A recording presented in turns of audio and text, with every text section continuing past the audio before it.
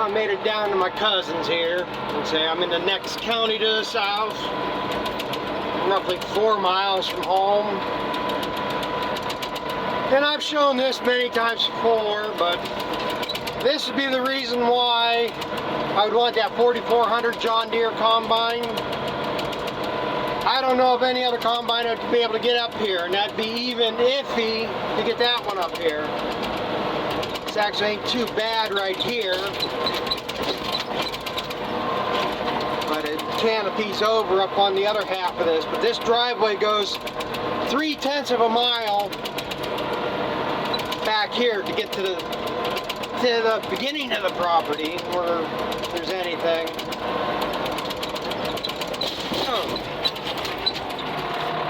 I'm gonna have to bring some gravel down here for that. Helps with 5-gallon buckets.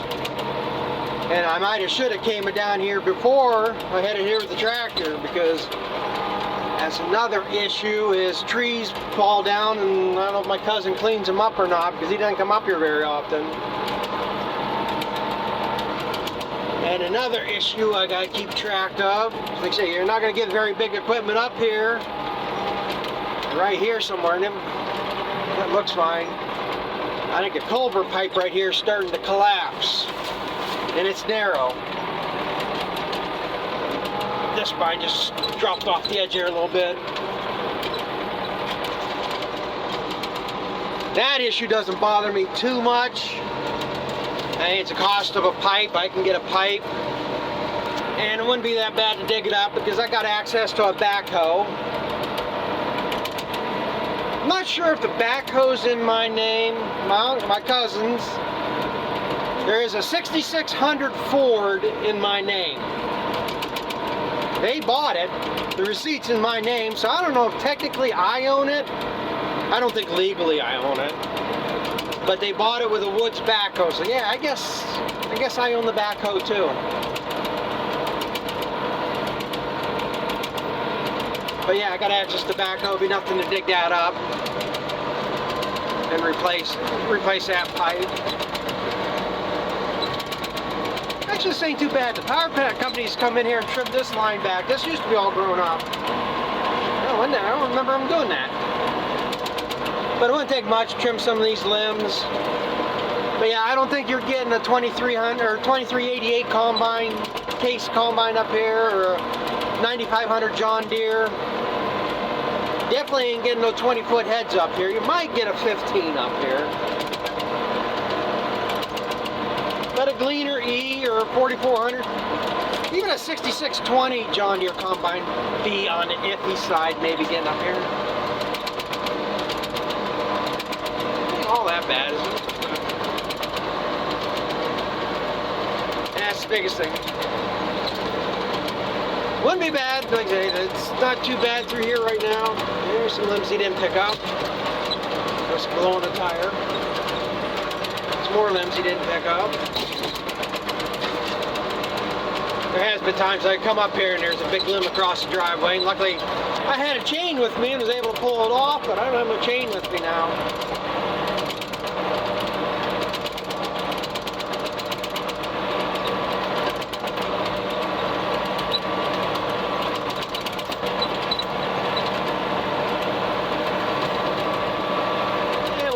Too much, but like I say, you're not going to get a very big machine up here.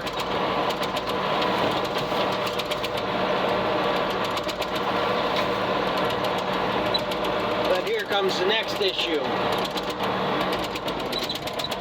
There is a house over there. Then you got to come down here, and this is used to be a regular driveway for the farm, but it's become more of the gas well driveway that doesn't use nothing. There's 20-some bales of hay yet in that field from last year. That's going to be fun to mow. I got to mow around all them. That's all bedding hay. I just never got back down here needing it. Then you come in here, it gets tight to get anything, and there's an issue. There's the issue.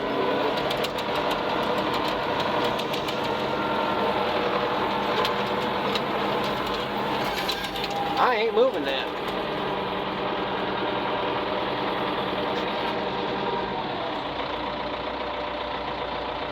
Oh well, I can cut around. I'm gonna have to go walk to see what junk's around here, but there I can get through that backside. I ain't worried about it now. It ain't wet right now, so I can get through there, but that does change things. So when I get out in the field, I'll be back. Yeah, I got the first field done here. I'm gonna fix my shield here first, though.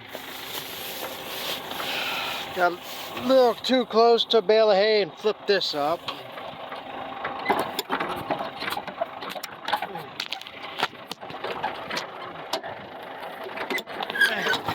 There it is. I could keep mowing with it up, don't matter. It's actually easier mowing closer to the bales when it was flipped up. Another thing I gotta check here. This is one thing I hate about this disc bind. Guess it doesn't hurt nothing. It really probably doesn't do any good either.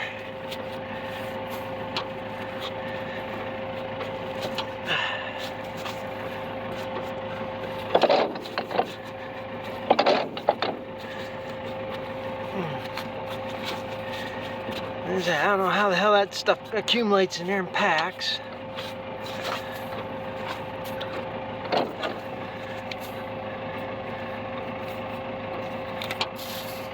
But like I say, for the most part, probably not doing too good. It's a double U joint in there. And like I say, it drives out of the gearbox through that, and that's what drives all your cutters across here. That one never has a problem. And basically the purpose of them things is to help throw stuff towards the conditioning rolls instead of just flipping out in there. It's supposed to feed it, as it spins, it's feeding it in. But I don't know why it catches up like that.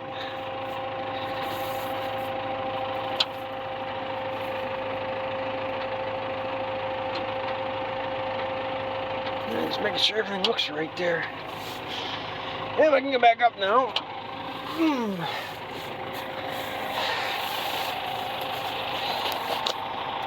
But now, like I say, I'm going to cut my path. I'm going to pay attention to what I do, so I ain't going to film it. But I can kind of cut a path across the lower end of this field and go into that one over there, and hopefully mow all the way around and get it opened up. It's going to take me a while to get this opened up because I know it's going to be rougher than hell. I know there's some rocks, or not rocks, but ruts. And I can't swear there's no bales of hay sitting out in that field. I know the majority of what I would work is there's an area over here I can get into in August, or I could get into it right now. It's just so damn dry that it's always just been shit hay like this. I just can't remember if I ever got all the bales of hay out of that.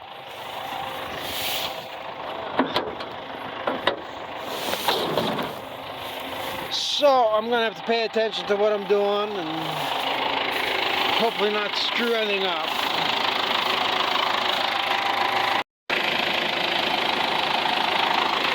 Well, I just stopped here for a minute to evaluate some things. And I'm afraid I'm creating myself some extra work here. I don't think there is any way possible I can let this just lay. I mean, it's gotten weedy down in here too, but cutting them off will help.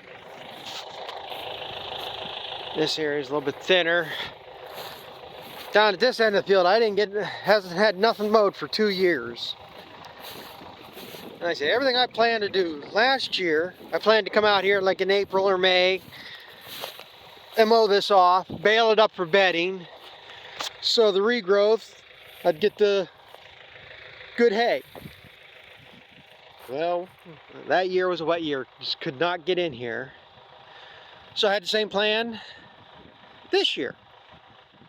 So I come in here in April and mow this off so I could get good hay down here.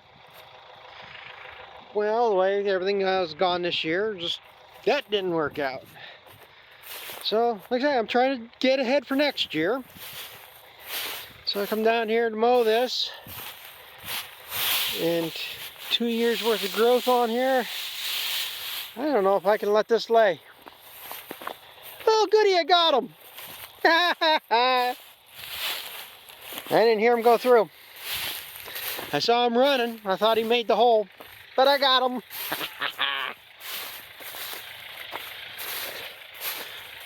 Years ago when we had hay bine, we had a John Deere 520 we'd run on the hay bine. You hit a woodchuck with one of them things, you know it. It'd die, kill it right down. Disc bines, you don't know nothing. And 100 horsepower on there doesn't slow it down either. But yeah, I mean, they ain't the thickest. Like I say, you got all dead growth in there.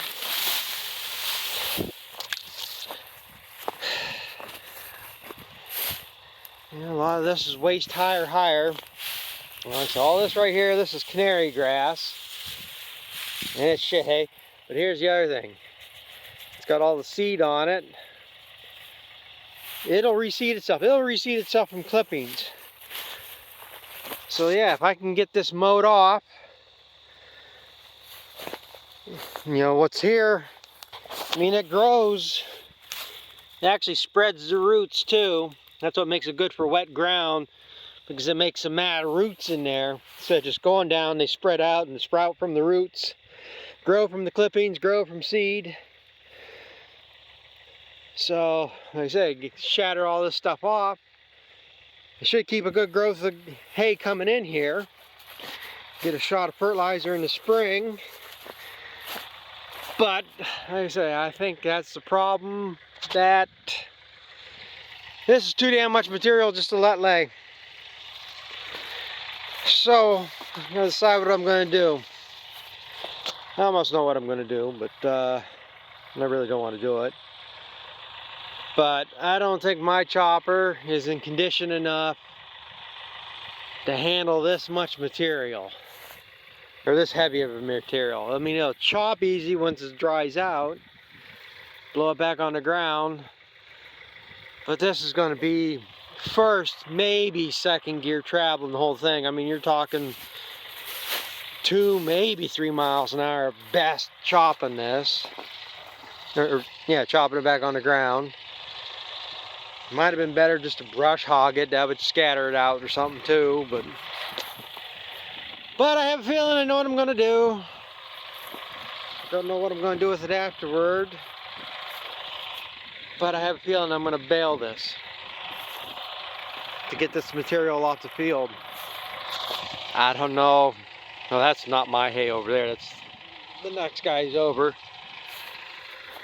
But, and I did hit one of my bales with the tractor tire. As I say, I have to watch what I'm doing. And there's stuff been in the fence row there for several years. But I'm not close enough anywhere for mulch hay market. I don't know if there's anything worth bedding hay or not, or you know, somebody wanted to buy for that. I mean, like I say, if I'm keeping animals, I don't give a shit if it'll stay. I can windrow it outside if I don't put it inside the back building. It'll be good for 2-3 years to chop for bedding. It's just I don't want to spend the time hauling it home and stuff. My whole plan was to let it lay to save some time. You know, I know another thing I'm going to do. And I bet it dropped down on me. Didn't it?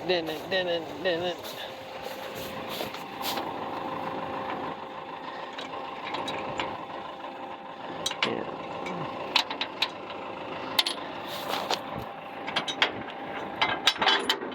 Good. It'll hold. It ain't gonna make a whole lot of difference, but that'll keep the head up higher, so it's not cutting down as low. There'll be that much less material I have to pick up. Thing is, I really don't want to come down here to rake it. I don't know if it'd be dry enough to keep if I just started windrowing it. But the thing is, it's going to be a week before I get them back down here to bale it, if I do anything with it. Because tomorrow I got to start moving that bagger around, and then I'll have another job by the end of next weekend. So basically that's what I'm doing next week, is bagging. Of course, the ones I'm starting Monday, I can work in between that. I might be able to come down here Tuesday or Wednesday and bale up some of it.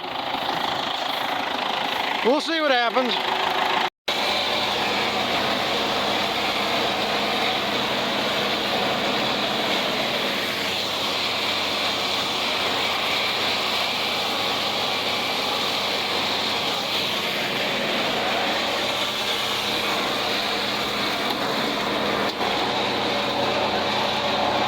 More bales than this stuff than I thought. This is going to be an aftercut. I get this down. If I got time, I'm going to mow some of that down.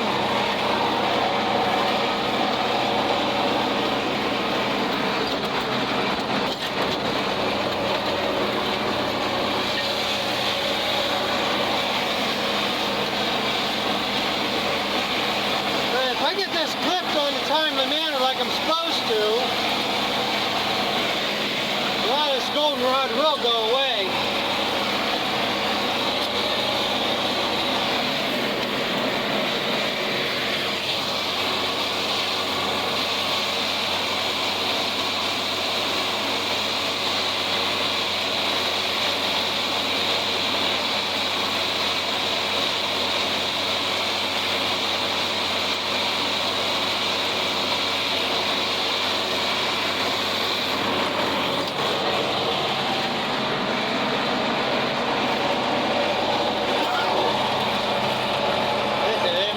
Six, 7 years.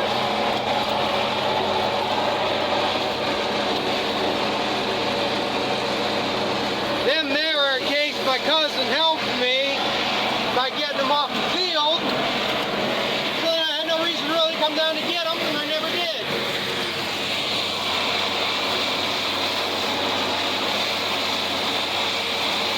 They were out of my road, so I didn't worry about them.